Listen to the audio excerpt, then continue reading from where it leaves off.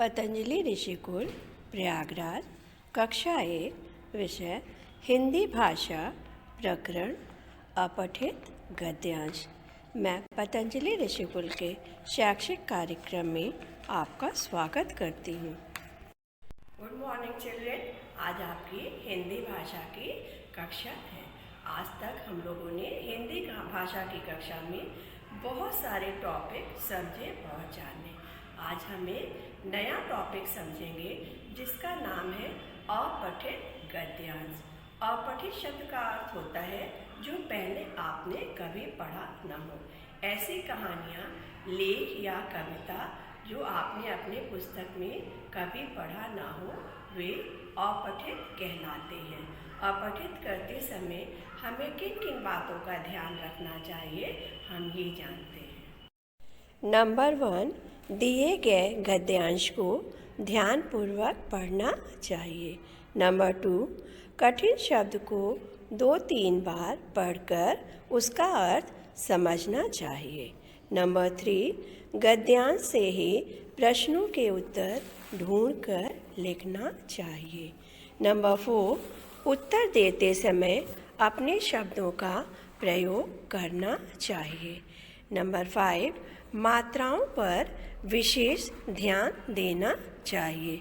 इन बातों को ध्यान में रखकर हम अपठित गद्यांश को भली प्रकार कर सकते हैं।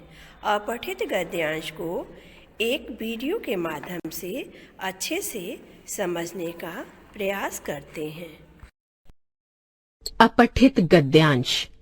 प्यारे बच्चों, आज हम लोग अपठित गद्यांश के विषय में जानेंगे। क्या आप जानते हैं अपठित गद्यांश क्या है? नहीं ना? कोई बात नहीं, मैं बताती हूँ। अपठित गद्यांश वह गद्य खंड है जो पहले कभी पढ़ा नहीं होता है। कहने का अर्थ है हम उसे पहली बार पढ़ते हैं। वह समाचार पत्र का अंश, लेख, कहानी या किसी पत्रिका आदि का अंश हो सकता है। अब प्रश्न ये है कि उस अंश अपठित गद्यांश का करना क्या है। बच्चों, दिए गए गद्यांश पर आधारित कुछ प्रश्न दिए होते हैं, उनका उत्तर देना होता है। उनके उत्तर उसी गद्यांश में दिए होते हैं। यही अपठित गद्यांश आधारित प्रश्नोत्तर कहा जाता है। अब तो आप समझ गए होंगे ना कि अपठित गद्यांश क्या है। बहुत अच्छा। अपठित गद्यांश के प्रश्नों को हल करने के लिए कुछ सावधानियां बरतनी आवश्यक होती हैं, जो कि ये हैं। सबसे पहले अपठित गद्यांश को ध्यानपूर्वक पढ़ना चाहिए। उसकी प्रमुख बातों को लिख लेना चाहिए। उनके भाव या अर्थ को समझना चाहिए। गद्यांश में से ही उत्तर देने का प्रयास करना चाहिए। अपनी ओर से कुछ बढ़ा चढ़ाकर उत्तर नहीं देना चाहिए।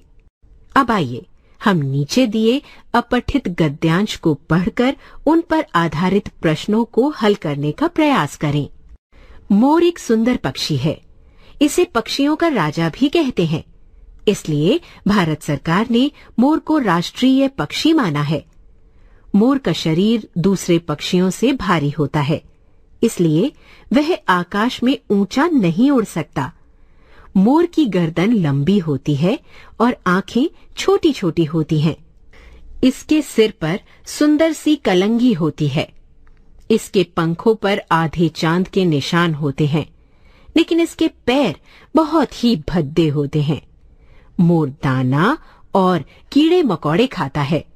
मोर का नृत्य मनमोहक होता है। प्रश्न: भारत सरकार ने किसे राष्ट्रीय पक्षी घोषित किया है? उत्तर: मोर को। प्रश्न: मोर आकाश में ऊंचा क्यों नहीं उड़ सकता? उत्तर: शरीर भारी होने के कारण। प्रश्न: मोर क्या क्या खाता है? उत्तर: दाना और कीड़े मकोड़े। प्रश्न: पक्षी शब्द के 2 पर्यायवाची शब्द लिखिए। उत्तर: चिड़िया, खग। प्रश्न: इस गद्यांश का उचित शीर्षक क्या है? उत्तर: मोर।